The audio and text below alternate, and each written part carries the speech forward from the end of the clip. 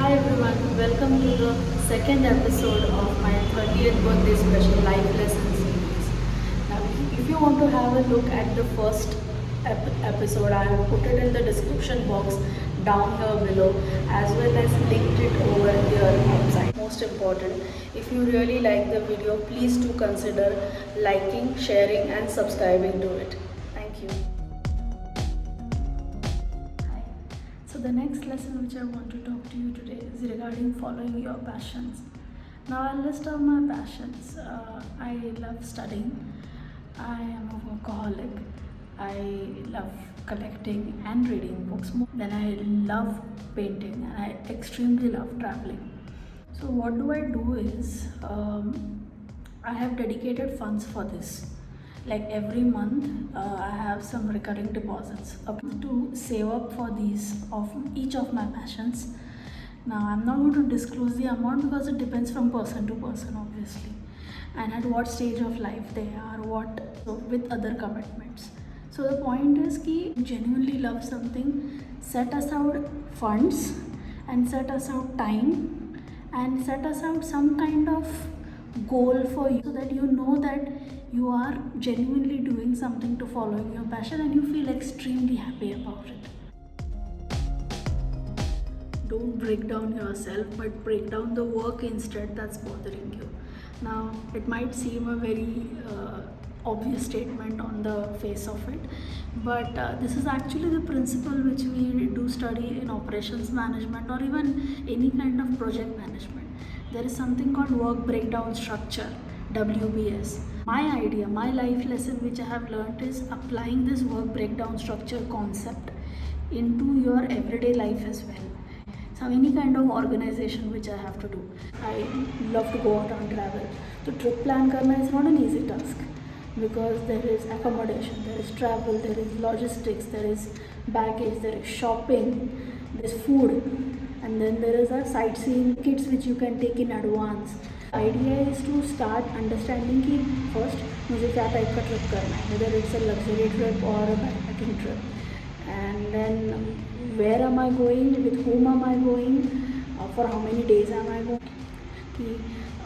Let's talk about the travel first because that is the most expensive item. So sort that out first depending on the other factors which I discussed about.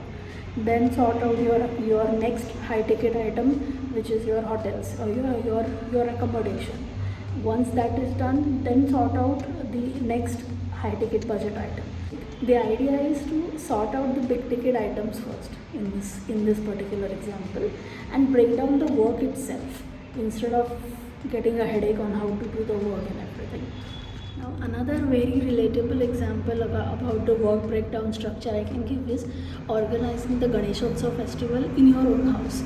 It's going to come up in next 15 days, so I think it's a very relatable example.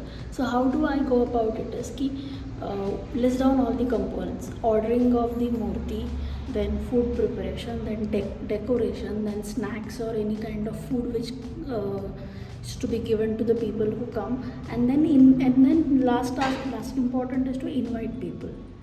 So the idea is once you list down these important tasks, then they become independent of each other in some senses, not exactly completely independent, but they can be in ideal world be carried out by different people or you or one single person in a independent mindset.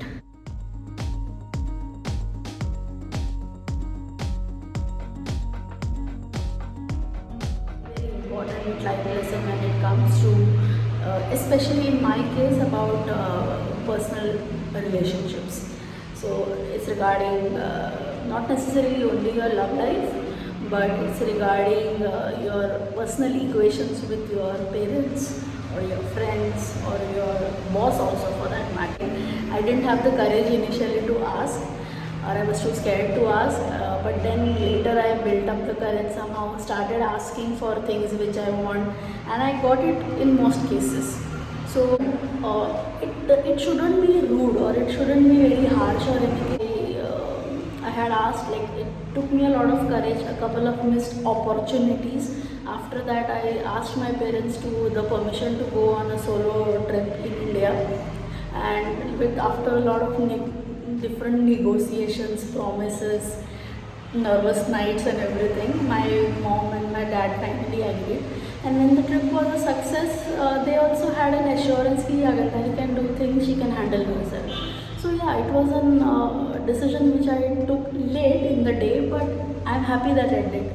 But I should be cautious and add this as a caveat that uh, it's not a blanket statement when I say ki speak up. You have to, a person has to judge the situation, take into context the mindset of the person in front of you, situational delicate balance which you have to follow. So,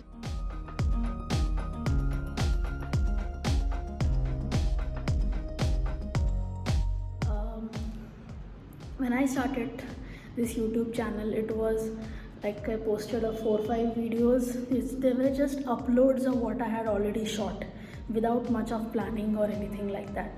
But then I thought ki yeah, I saw a lot of travel YouTube videos because I love traveling, and I read about it and I realized ki yeah, even I would like to try my hand at YouTubing someday.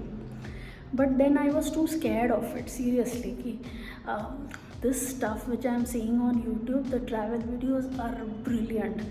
The editing, the storylining, everything. So I don't know any of this. I haven't thought about it. I don't think it will be perfect. A lot of things were running through my mind. But then I decided ki this is going to be an infinite process if I wait for that perfect video to come out. And it might still not be perfect as compared to what the new material out will be. So that's it. One day when I decided, yeah, I will post a few videos. Consistency and quantity may often lead to quality and creativity. One can really learn with time. So, but the idea is to start doing it at some point of time. So what I generally tend to do is if I get stuck in my professional life, especially, I write whatever I know. Most of the things are factual. There is nothing creative in it or nothing analytical in it. But I do get it out of my system. My mind gets cleared. My hands start becoming more freer and more fluid in those terms. And then after I put out those bad 100, 200, 500 words, those couple of paragraphs, it's like a drainage thing. So if you clean the clutter out of the initial section of the pipe, the next thing which will flow is the best thing. So that's what I want to talk about. Lower the bar, start doing it, and then slowly and gradually take the bar outside. And this you will have to keep on doing it in iterative cycles whenever you get stuck like this. Hi. So the next lesson which we are going to talk about is regarding the idea of accountability. Now there are two aspects to this as I look at it. One is accountability to your own self, and then there is accountability to someone else regarding your own stuff or your own task. Let me ask a few couple of questions. One is why am I trying to be accountable for something? And then second, I ask myself, what will I get out of it? The happiness, some kind of reward, or just the fact that yeah, I'm able to complete it on time. And the third is if I am holding myself accountable, if I achieve that task in a good way, in a good way, in a timely manner, everything, am I rewarding myself? And if I'm rewarding, what am I rewarding myself? And when am I doing it? When it comes to being accountable with the help of somebody else, so first of all you ask a question ki, is it one person, one other person, or multiple other people? And if it is multiple other people, to whom are you trying to ask to be accountable for yourself? And for what reason? And then again, what is it that you expect from that person? Do you really expect that person to keep on reminding you, ki do this, do that, have you not done this, why have you not done that, etc. Or the fact that you just want that person to be passive, just to be there, so that you know ki yeah, you have to answer him at the end of the day. You don't want him to come back to you or anything. whatever the whole arrangement is you have with that person, please make it extremely clear between both the parties.